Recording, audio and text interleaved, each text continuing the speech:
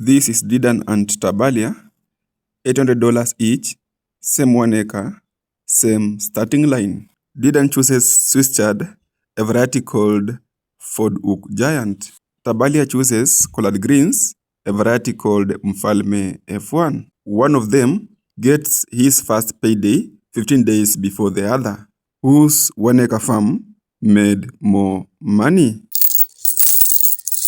Didan's balance is $800 before a single seed goes into the ground. The farm's horse rent, land preparation, and nursery setup. 500 grams of Swiss Chard seeds goes for $11. He uses a spacing of 30 cm by 30 cm, aiming for a population density of about 44,000 plants onto his 1 acre farm. This is the cheap entry into the race. Now, by the time the seedlings are even in trays or mud ground nursery bed, Didan has already spent $183 and has not earned back 1 cent of it. Is he going to make it? Meanwhile, Tabalia is planting a hybrid Mfalme F1 Collard Greens. Hybrid seed is never the cheap option. $110 for 125 grams, and she's using a spacing of 40 cm by 40 cm. Her aim is population density of about 25,000 plants onto a 1 acre farm. Land lease, land preparation, and nursery setup cost her $282 in total. No single seedling is planted yet. Will Tabalia survive the challenge? 4 weeks later, Didan's Swiss Chard are finally ready. Spacing confirmed 30 cm by 30 cm. Tight, dense, high plant population. Built for continuous, frequent harvest. Transplanting labor, $25. His balance, $592. 1 week later, the first fertilizer application, basal fertilizer, to build strong roots early, thanks to the government subsidy program. 250 kilograms bags of DAP cost just $38. Didan's account balance, $554. Irrigation starts immediately. Young seedlings cannot survive moisture stress, not for 1 day. $60 is budgeted for the season. Meanwhile, Tabalia's collard seedlings are also ready, but spacing here tells a completely different story. 40 cm by 40 cm, roughly 25,000 plants on the acre. Fewer plants per square meter than Swiss Chard. Why? Because this crop is built to stay in that field for almost a year. Transplanting labor, $25. Balance, $493.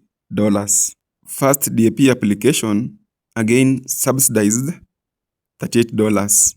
Balance, $455. 2 businesses, same land size, same starting capital, but right now, on paper, they're being built for 2 completely different races. One is sprint, one is marathon. And right now, not you, not Didan, not Tabalia knows which one pays better. 14 days after transplanting, both farms hit the same milestone, the first crop protection spray. This is where new farmers quietly go bankrupt without realizing it, not because the crop is sick, but because they skip the spray that would have prevented it from getting sick. For Didan, 1 missed round of fungicide can wipe a chard bed in a week. His crop is in the ground for 32 weeks total. There is less room for a mistake. The complete season-long crop protection program and foliar nutrition will add up to $192. For Tabalia, the stakes compound differently. A crop stays in the field for nearly a year. 1 missed spray today doesn't cost her this month's leaves. It can cost months of harvest she hasn't even reached yet. Her crop protection and foliar nutrition will add up to $324, the price of staying in the game longer. 3 weeks after transplanting, Didan applies his first CAN top dressing, already budgeted, no surprise cost. Tabalia applies her first CAN too, but this crop will need 6 applications across the season, not 3. The longer harvest window demands more fuel. The gap between these two businesses keep widening, and neither one has sold a single kilogram yet. 30 days after transplanting, Didan's Swiss chard is ready. Full, dark green leaves fill the field. Harvest starts at sunrise. By midday, it is already at the market. Supply is still low. Buyers are competing. Didan sells his first harvest at roughly 65 cents per kilogram. For the first time since this business opened its account, money comes in. But harvesting labor and transport to market both get paid immediately. Money in, money straight back out. That is not failure. That is just what a real business looks like. Let's check for Tabalia. Meanwhile, hers is still 15 days from first cents of income. Right now, if this video ended here, you would call it Didan is ahead. He got paid. Didan made the smarter call. Stay with me because the race is now getting interesting. 15 days later, Didan's Swiss chard enters the market for a third time. But he isn't the only farmer growing a fast 30-day chard on the same cycle. Every grower chasing the same early payday is planting on roughly the same calendar. So, here is the question worth asking before you plant anything on your farm. If 3 other Swiss chard growers reach the market in the same week you do, what happens to your price?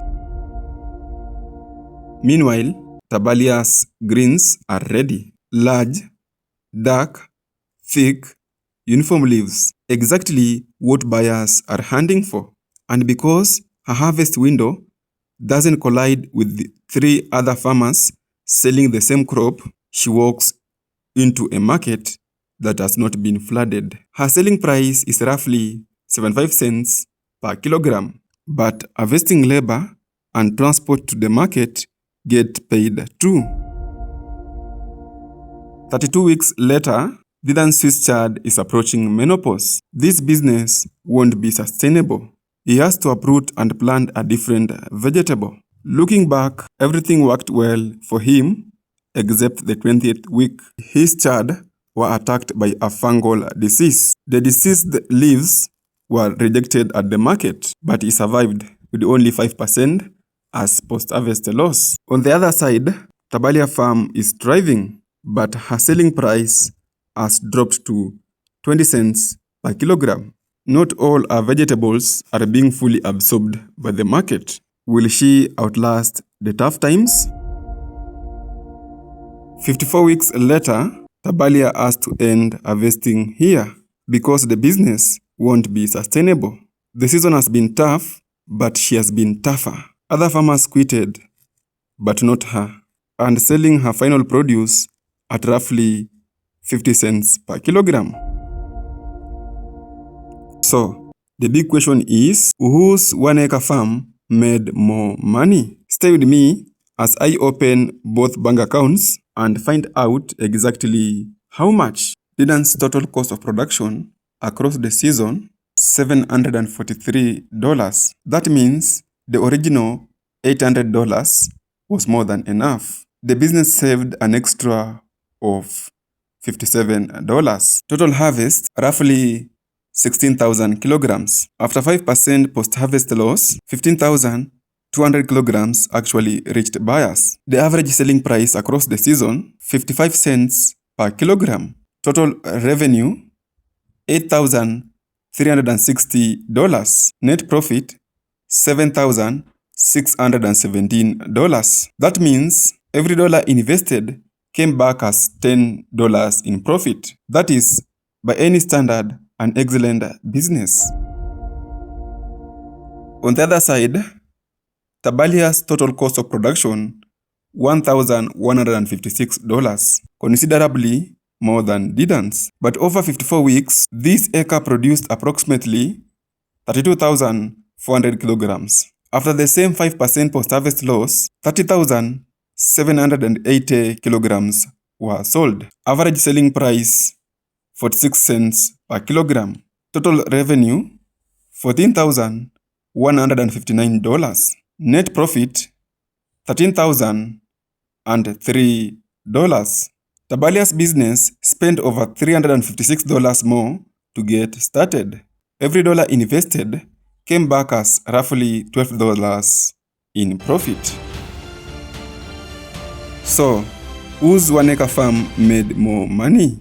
This is how I see it. If your goal is fast cash flow, Didans Swiss Chard is openly hard to beat. It pays you back in 30 days and keeps paying you every single week after that. But if your goal is maximum profit from the same 1 acre, the same starting line, Tabalia's Collard Greens win cleverly. However, this was never a video about chard being bad or collards being good.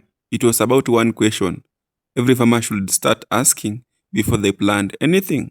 Not what should I plant, but what does this investment actually return and how long am I willing to wait for it? Because the most dangerous words in farming aren't I lost money, they are I never actually calculated it. If this video broke down something in how you see your own farm, subscribe. Because next week, I'm running the same experiment with any crop you suggest in the comments below. Let me know in the comments below which crops you want me to run a return on investment challenge for. Don't be afraid, just any crop you think, I will run a challenge for it. Additionally, drop in the comments any topic you want AgriProfit to tackle next week. But if your topic requires more expertise, find us on WhatsApp Business. Our contact informations are in the description below. God is good, and I will see you in the next one.